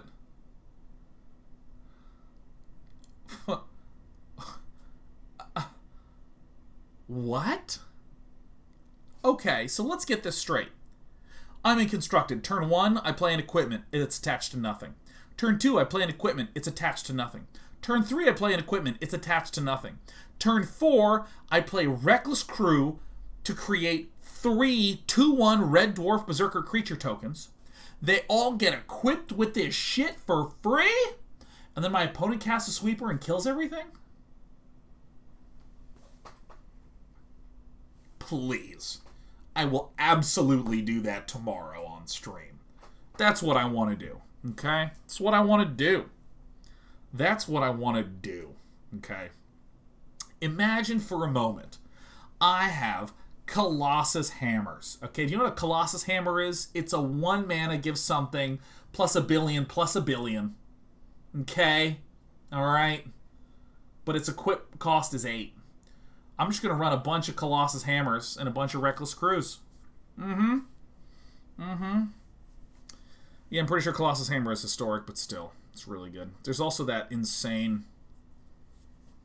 some insane ones. Okay. This card is absolute hot garbage, and anyone who wins with this card will look exactly like the dwarves in this picture. I don't even think it's very good. Well, actually, it might be somewhat sick in limited. I think that there's enough red equipment that generates a creature when it is summoned, or that you can just make a bunch of stuff in it anyway. So this seems pretty fun. This seems pretty fun. Run amok. Target attacking creature gets big and gets trampoline. We've seen this before. It was a total bore. It made me snore. We're not going to talk about it anymore. Rune of Speed. Oh. When this enters the battlefield, draw a card. As long as enchanted permanent is a creature, it gets some haste. As long as it's a equipment, it gets +1/+0 and has haste. This is actually, I think, the best rune that we've seen. Give a dude haste and a cantrip. Pretty good. Constructed playable? No. Seize the spoils. As an additional cost to cast a spell, discard a card. Draw 2 cards and create a treasure token.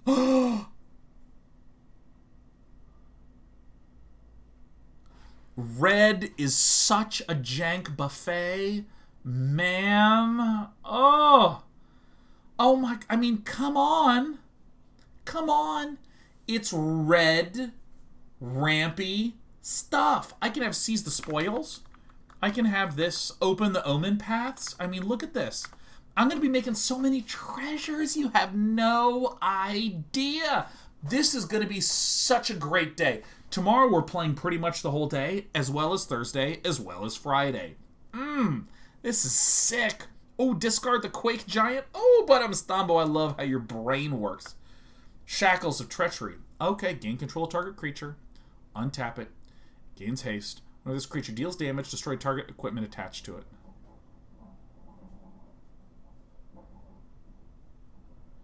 Huh. So I can gain control of one of your dudes that has an equipment on it. And destroy that. Okay. That's kind of neat. It's kind of cute. It's kind of what I am about. But, you know, whatever. It's fine. It's like, this is just a limited card. Every limited set has a red card that says, I'm active treatment. Active treason. Excuse me. Active treatment. I'm active treason. I'm active treason. Smashing Success. Destroy target artifact or land. If an artifact was destroyed, create a treasure. Oh, please. I'm going to be destroying land with Smashing Success. Are you kidding me? I will absolutely look for some land destruction. What a jank buffet red has been. This is spectacular. This is spectacular. And remember, artifact destruction is really relevant because in past sets that said, destroy an enchantment, that might feel narrow until you see that there's enchantment creatures. This deck is built around vehicles, which again, are artifact creatures. Oh, Bounty Giver says 4 converted mana cost, so it can be copied too. Bounty Giver, my clone man. Oh my gosh. Flamio, my hot man. Yeah, like this is... land destruction. Let's bring some frowns. Let's bring the children to planet Froundar, where everything is a little bit unfortunate. How's your day been? Not great. Squash. Oh! Ah! Ha! Oh my god! Oh, there's something about that. Oh my gosh. Oh my gosh, I feel like I'm watching one of those videos where someone pops a pimple. Like, this is what's happening right now. This has anthropomorphized acne treatment to me, and I don't know if I'm comfortable with that. Gross. Ugh. Whoo! Oh, the art evokes, does it not? It evokes. Wow. Whew. That's what it feels like to ban people. Spell costs 3 less to cast if you control a giant, making it a 2 mana, deals 6 damage to creature or planeswalker. Interesting. Bone Crusher into Squash. You know, maybe Mono Red Giants is a thing. You know, but regardless, limited, fantastic. It's one of these solid removal style cards, which is great. Okay. Moving on to Tibbles Trickery. 1 in a black. Counter target spell. What? What the... What? What the... What? What is going on? Oh my god. Oh my god. Oh, my camera. No. Oh, shit. Okay, wait, hold on. Oh my god. What?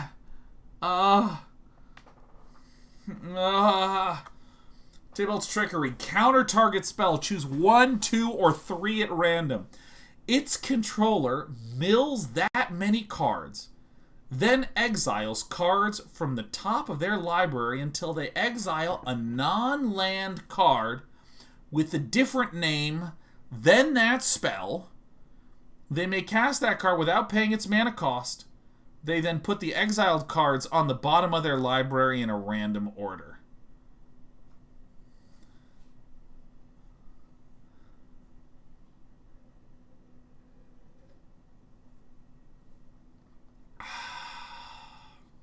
Okay. Okay.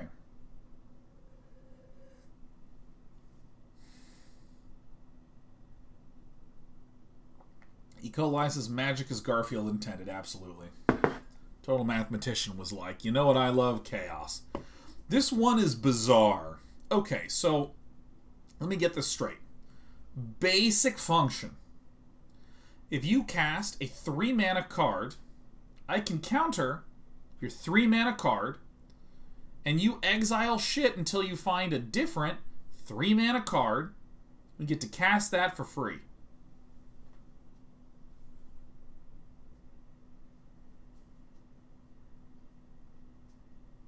Is that right?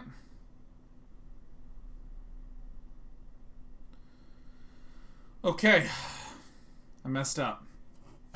So I counter something that costs 3. They exile cards from the top of their library until they exile any non-land card with a different name. Then they cast out without paying its mana cost.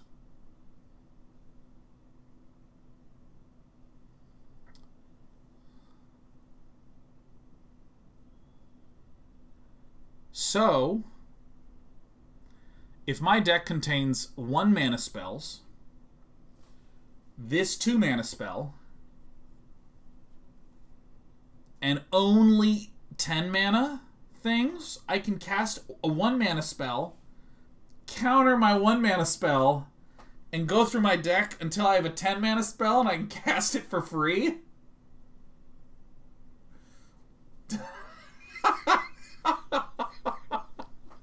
Red is a jank buffet. This is absolutely circuitous. I mean, what a just a bizarre, stupid way to make something happen. Oh my god.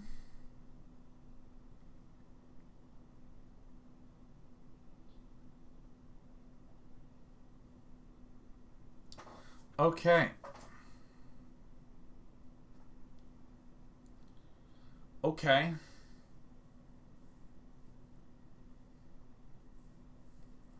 Okay, so I counter target spell. I choose 1, 2, or 3 at random. Its controller mills that many cards. So this just happens, right? So it's like 3, and then I go doop, doop, doop, and I do 3. And then we ignore the numbers 1, 2, or 3, and then we...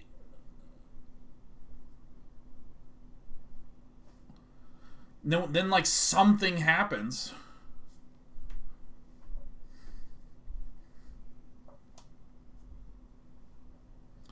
And then, 10 mana, and then it happens. Right? Scipio says, the random milling is so you can't fix the top card of your deck. Sure. So as long as the name is different.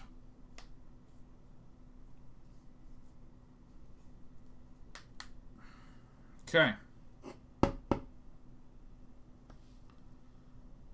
Okay. And I think Albatross of Time is hitting the nail on the head. How do I scry 4?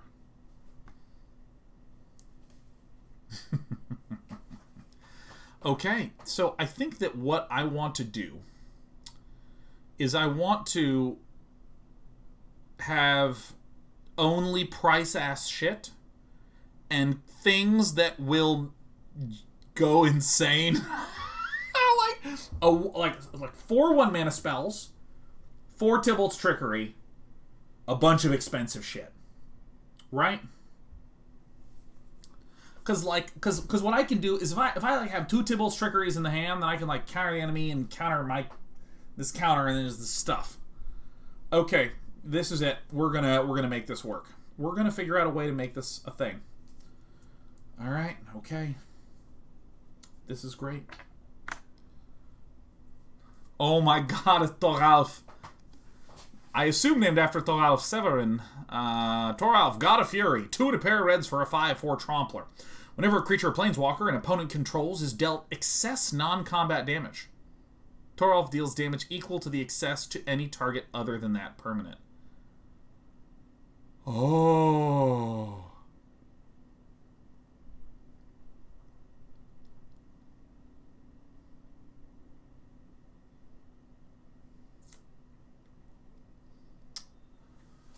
And so, if I have Thoralf, God of Fury, and I cast Star of Extinction, and my opponent has a 1 health thing, the 1 health thing takes 19 excess damage, which I can shoot them in the face with. Spell Trample? Spell Trample? Sprample? I like Sprample. I like Flampling Spramplers. Okay. Okay. That's how it is. 12 God of Fury. A 5/4 for 4 with Trample that can kind of like ping around, deal a lot of damage. Feels pretty good. On the flip side, we can summon Thoralf's Hammer for 1 and a red. Equipped creature has pay a little bit. Unattached Thoralf's Hammer deals 3 damage to any target. Return Thoralf's Hammer to its owner's hand. So basically, I can have a creature throw the hammer at someone. Upon bonking them in the head, the hammer becomes the God of Fury again. Okay, I'm picking up the lore you're putting down. The embodiment of hammer bonking. I mean, let me tell you, someone just got done playing Hitman 3 and is ready to use those skills on this card. That's very, very good. It's very, very, very, very, very, very good. Alright, so, makes sense, because instead of Thor, it's Thoralf, which is cool. It's just a cool thing to do and to be. Tormentors Helm. It's another equipment that we only care about because we have little dwarfies. 1 red. Equipped creature gets +1/+1. Cool. When equipped creature becomes blocked, it deals 1 damage to defending player. Is this actually pretty good? Is this actually pretty good? I mean, this seems like it's like pretty fun. This card is probably horrifically bad, but I kind of love it. It costs 1, it equips for 1, it gives you +1, it gives you another +1, and when it's blocked, it deals 1. And that totals up to 5, and you know I have that as an emote, so that's probably going to make it a pretty good one. Tormentor's Helm. Nice. You can imagine me, Outlaw's Merriman, equipping this to whatever gets summoned. Ooh, hey, excellent. Alright, cool. Tundra Fumarole. 1 and a pair of reds for a snow sorcery.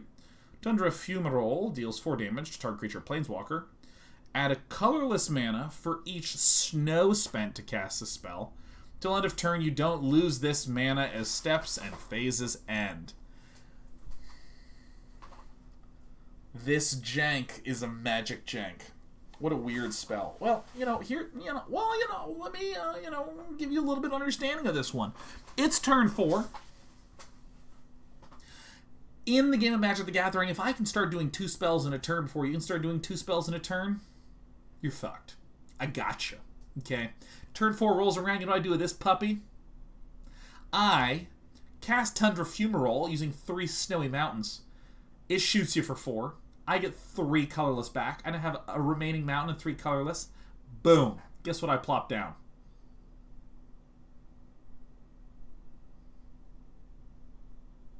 Something big. Something 4 mana. You're done. You're fucked. That's what I do, okay? Tundra Fumarole. It's good. Literally anything. It could be a card that costs 4, it could be a card that costs 3. You don't know. But we do know that it only takes 1 red mana, because that's all I have. Yeah, think about it. It's pretty good. We're going to be ramping with red until we drop dead. It's going to be so great. Too scary Firewalker. Wow, this art is too scary. 2 and a red for a boasting 3/2. Exile the top card of your library. You may play that card this turn. Very nice limited card. Wow. If you don't even have a blocker, this is too scary. I think that I've made all the jokes I can make with this card. Although the art does look a bit like someone trying to pose for a cosplay. Hold on, I want to get an action shot. Wow, says the cameraman. You're too scary. Alright. It just has... It's like a pose that does not quite have the motion that a person in that situation would have. It just looks like a convention attendee at an angle with an expression implying movement, but a body not having it. So, let me move on to the next one. Vault Robber, 1 and a red. Exile a creature card from your graveyard, create a treasure token. Oof. Oh, yeah. Oh. It sucks. I mean, it generates tokens, but it sucks. We'll put it in the deck with the rest of the dwarfs. We'll make a bunch of treasures. We'll summon a drag, and this is not a good card. Not a good card at all. I love it though. It's important to me.